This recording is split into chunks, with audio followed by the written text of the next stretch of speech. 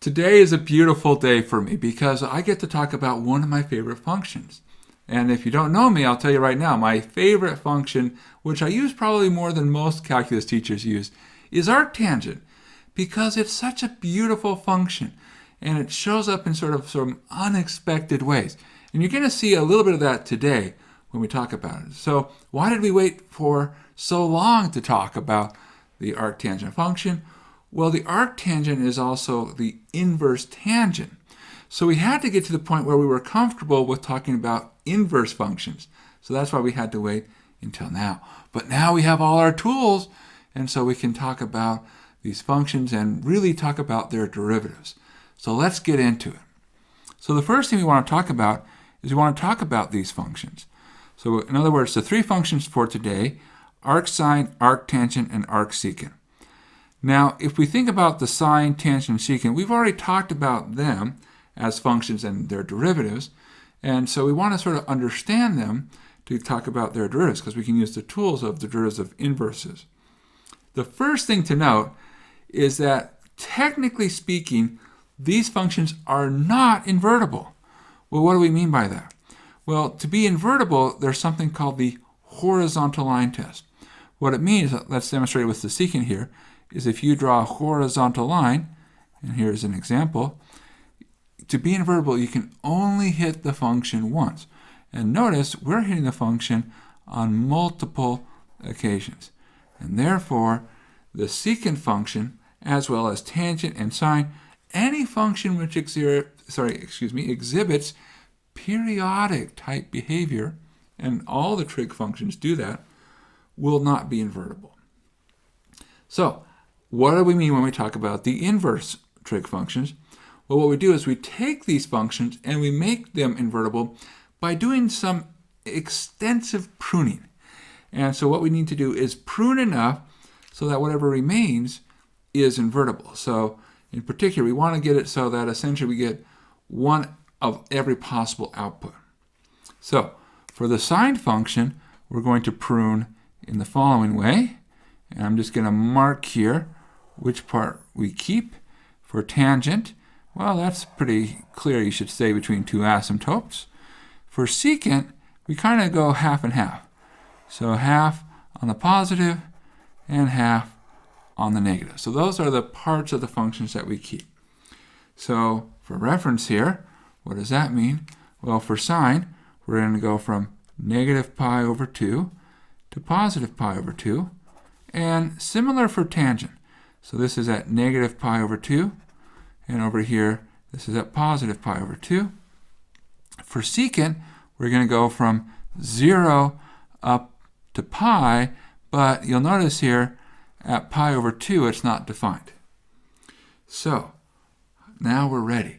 See, if we've trimmed down our trig functions sufficiently well, then we can talk about the inverse. Remember how we do it. We take that line y equals x and we do a flip. So we're doing that flip action. So we take this curve here, and when we flip it, we end up with this piece. So you can imagine that, of course, you could continue drawing the sine function in both directions. If you were able to, of course we can, but okay.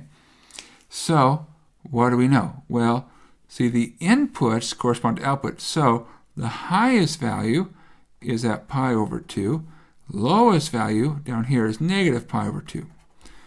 On the other hand, if I look at the outputs for the original function, it goes from negative 1 up to positive 1. That corresponds to what you can put into the inverse function, so from negative 1 to positive 1. All right, now for arcsecant, we'll save arctangent for the last, right? You always save the best for last. So for arcsecant, we have some similar things happening here. So again, we're flipping across that line y equals x. And so you see here, there's this asymptote. Well, this is at the pi over 2. And so we head off towards pi over 2. That's this part. And then we're coming from pi over 2, heading on up. So up here, that's pi. Down here, 0. This value is 1. See, that's because secant the lowest positive value it can achieve is 1 at secant of 0. And then here, that's at negative 1. The largest negative value you can achieve is negative 1. Secant of pi is negative 1. All right, so arctangent. Okay, why do I like arctangent? Well, it has a lot of great things going for it. First off, it's defined everywhere. See, with arcsine, it's got to stay between negative 1 and 1. Arcsecant, there's this gap and there's these strange asymptotes kind of right in the middle. But arctangent is this beautiful, smooth curve that's defined for all values. The other thing is it's a bounded function. The vertical asymptotes for tangents, when you flip across the line y equals x, becomes horizontal asymptotes for arctangent. So at the top, you have pi over 2. And at the bottom, negative pi over 2. So it stays nice and bounded. So no matter how large you get, it doesn't blow up in some way. As you head off, let x head towards infinity, the arctangent approaches pi over 2. As you head towards negative infinity, it approaches negative pi over 2. Now there's a couple good values to know. So for instance, it goes through 0, 0. Well, that's because tangent of 0 is equal to 0. You can also do the following. You can say, well, what would happen if you plugged in 1? So do we know what arctangent of 1 is? Well, if I want to know what arctangent of 1 is, the question is, tangent of what angle gives me 1? And the answer is pi over 4. And so you see arctangent has a beautiful value at 1. Another great thing going for it. It's not the best thing. That's still to come. That's going to be our topic in just a second. But before we leave this page, we should pause and just sort of complain a little bit about notation. So here's why I always prefer using the arctan notation, although a lot of places will use what we might call tangent to the minus 1. So this looks pretty convincing that, oh, that's the way we write inverse. So oftentimes we write, f to the minus 1 to represent the inverse function of f. Here's where things get confusing with trig functions, because trig functions have this sort of bad history of notation. I think the problem was that trig is so old it predates good notation, and then people said, well, we're going to just live with it. So here's what I mean. So when you see sine squared of x, as an example, that really means sine of x quantity squared. So that's what the 2 means there. So there's a tendency to say, oh, well, that's okay. I see what's going on here. So if that's what the exponent means, then if I see something like, say, sine minus 1 of x, shouldn't that equal sine of x to the minus 1, like what you have here? And the answer is no. This is where bad notation comes in. Because when we write sine minus 1, this minus 1 is indicating an inverse function, not an exponent. And unfortunately, a lot of people get confused. See, sine of x to the minus 1, that's 1 over sine. That has another name. It's called cosecant. And cosecant and inverse sine are not the same function. So that's why I prefer to avoid using the notation tangent to the minus 1. So if you like using that notation, that's great. We can still be friends. I just want to be honest with you up front that I will almost always use the things like arctan to mean inverse tangent. All right, good. Well, now that we have that out of the way, let's talk about the other really beautiful property about arctangent that really makes it stand out, and that is the derivative of arctangent. All right, so we're going to do it the way that we do most inverse functions.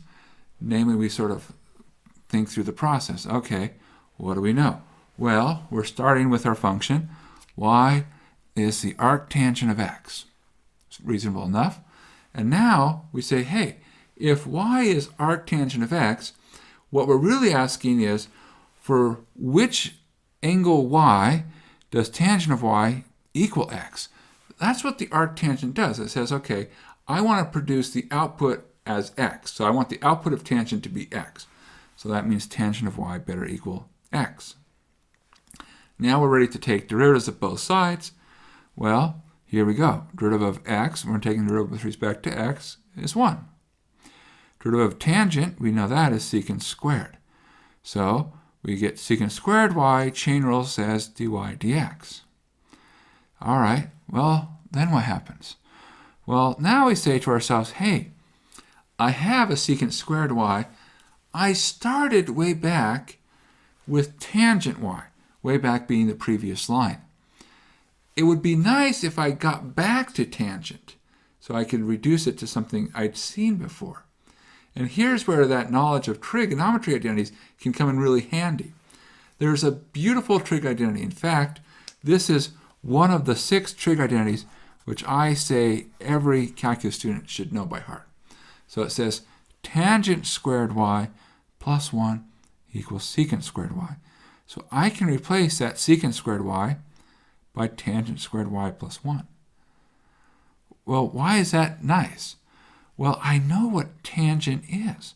See, tangent of y is x. We see it right there. See, it says tangent of y is x. So this becomes x squared plus 1. So you rearrange that, and what do you get? Well, dy dx. Now remember, this dy dx, what does that really mean? That really means the derivative of y. So we're taking y and plugging it in to the derivative operator, which really means, because we know what y is, it's over here, arctangent of x. It really means the derivative of arctangent of x. So moving that x squared plus 1 across, we get that the derivative of arctangent of x is 1 over 1 plus x squared. That's beautiful and totally unexpected, because arctangent has something to do with trigonometry.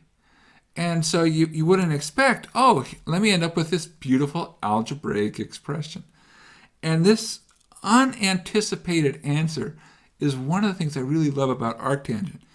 And it also is one of the reasons why arctangent is more than just a passing fad.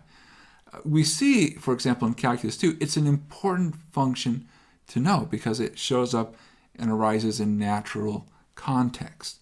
And so this is the important one.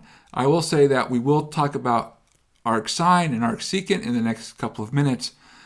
It's okay if you don't memorize those. It's okay. Just put them aside. But arctangent, put it in here. Put it in your heart. You should know the derivative of arctangent. This is the important one. So make sure you have it down. All right. We'll put some extra boxing around this one just to emphasize. This is the one. Know this one. Know this one. All right. Well, how do we do the rest? Well, the rest are going to be similar. So let's tackle arcsine. So what can we say? Well, same process. All right. Y is arcsine of x. So that means which value do we plug in to sine to produce an output of x? So that means sine of y has to equal x. Take the derivative of both sides. 1 equals cosine y, because the derivative of x is 1, derivative of sine is cosine y, and then chain rule dy dx. Now, what do we want to do? Well, what we would like to do is say, it's preferable to get back to everything in x. So I would not want a cosine y term. I really want stuff involving sine. So we start digging around and saying, is there some nice trig identity which involves both cosine and sine? And probably it's the trig identity we always know by heart. Cosine squared plus sine squared equals 1. All right, well, that's great news for us. And so again, this is one of our 6 that we should know by heart. And so we have that cosine is the square root of 1 minus sine squared of y. Okay, you agree? All right, I'm going to put a little asterisk here and come back to that in a second. All right, so let's assume that's good to go. So then what happens next? Well, that says, hey, this cosine y, I can replace with stuff that only involves sine of y. So this still has 1 equals something which is cosine of y times dy dx. And then I say, aha, that sine of y becomes x. So 1 is square root of 1 minus x squared times my derivative. And therefore my derivative of y, which is y is arcsine, is 1 over square root of 1 minus x squared. Again, we wouldn't have expected it to involve something that was so algebraic. But lo and behold, it worked out in a beautiful way. Now, we should pause and ask ourselves a question, does this make sense? Yeah, it does. It does. So for instance, if we think about arcsine, it looks something like the following. And we know it's only defined between -1 and +1. And you'll notice, look at its derivative. It only exists between -1 and +1.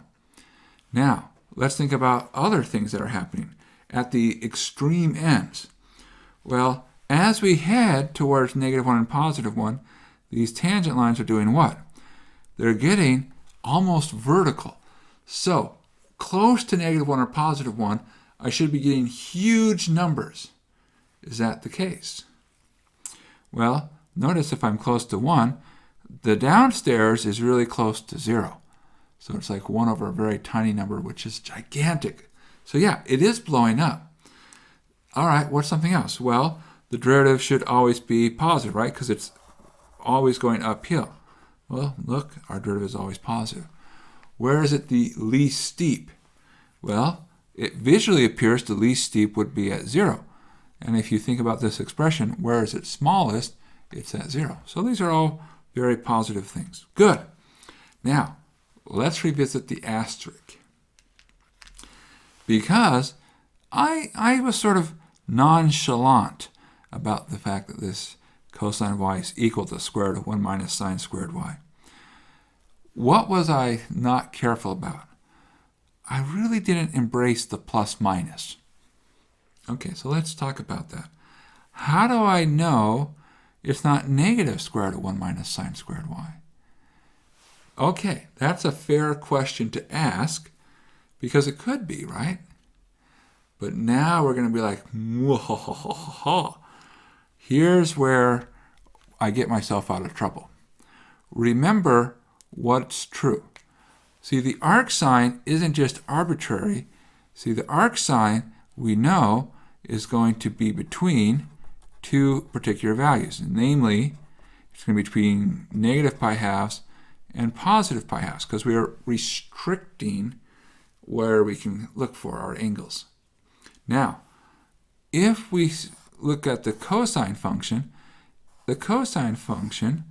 looks something like this, where negative pi halves is here and pi halves is there.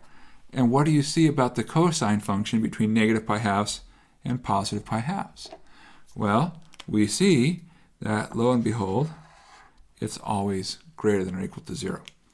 So, in the range for arcsine, this value will always be greater than or equal to 0. Phew! Crisis averted. Crisis averted. Thank goodness. Thank goodness. All right. One more derivative to talk about. Arcsecant. So, similar process. So, hopefully you got the idea of where we're going. If we have y is the arcsecant of x is secant of y, take our derivatives, derivative of x is 1, derivative of secant is secant tangent, dy dx. So, tangent squared y plus 1 equals secant squared y, and that's our identity we talked about before. So, tangent y is equal to the square root of secant squared y minus 1.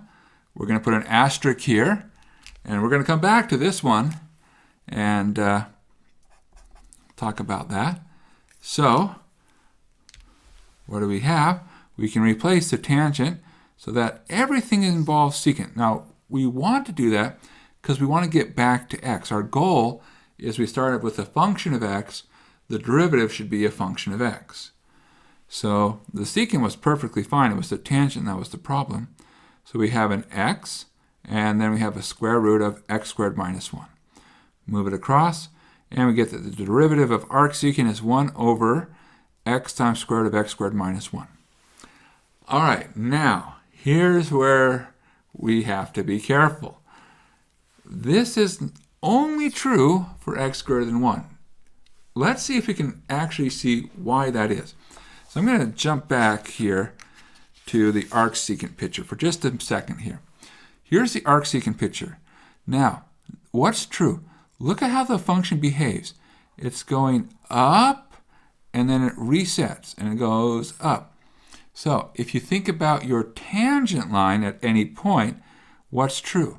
Your tangent line at any point is always going to be one that's going uphill, which means that your slope is always positive.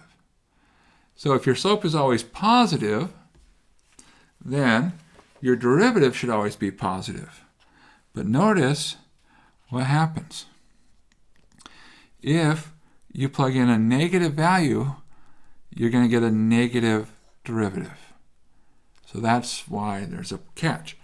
So the problem is, see, this tangent of y equals the square root of secant squared y minus 1 is only true part of the time. You really do need the plus minus depending upon what range you're in. So this statement is only true when x is greater than 1. If you want the full statement, what you say is the following, that the derivative of arcsecant of x is 1 over the absolute value of x times the square root of x squared minus 1. That one will work for all values of x. That fixes the sign issue. All right, well, again, we can see that if we think about what the arcsecant is doing, certain nice things are happening. We do have problems at 1 and negative 1. Those were the places where we were coming in and out. So that's good. That's a positive thing. You can also think of what happens as x gets very large, because we can plug in large numbers into the arcsecant, and we see that the value gets very small. So that agrees with heading towards asymptotes. Generally speaking, when we see functions heading towards asymptotes, we should get a derivative close to 0. So, and there's the arcsecant. And it's a nice function, but again, this is one which you will not see very often in a natural setting. I don't memorize these. I'm going to be honest with you.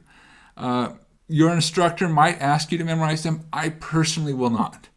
I use them so rarely that for me it's just easier that if I'm in a pinch, I can quickly rederive it, because the process of rederiving is not very fast. It's not hard to memorize, but it's up to you. All right, let's enjoy looking at arctangent just a little bit longer, because, boy, arctangent is so good. Arctangent, what a beautiful function. We should do what we did with arcsine, just talk about, does the derivative make sense? And if you think about it, because you should always sort of say, does this sort of mesh with how I understand behavior of functions? And, well, what should be true? Well, first off, the derivative should always be defined for all values of x, because it's an ideal situation. And yeah, it's defined for any x. What happens as we head off for very large x? So large positive x or large negative x? Well, our function heads towards an asymptote. Our derivative heads towards 0, which agrees with what the picture says, because what's happening is that the tangent lines become more and more shallow. So that's good. Where are we steepest for our tangent line? Well, we'd be steepest where our denominator of 1 plus x squared is as small as possible. That happens at x equals 0. So our steepest tangent line happens at x equals 0. And that seems to be what the picture indicates. So lots of really nice things. And I guess I can say one more thing about the arctangent function. I can see it as I look at it, and that is, it is indeed an odd function, which means that if you plugged in negative x into arctangent. You get the negative is what you would plug in if you plugged in positive x. What a great function. I think we'll have a lot of fun with it over the many, many future sessions yet to come. All right, well, time to do some practice.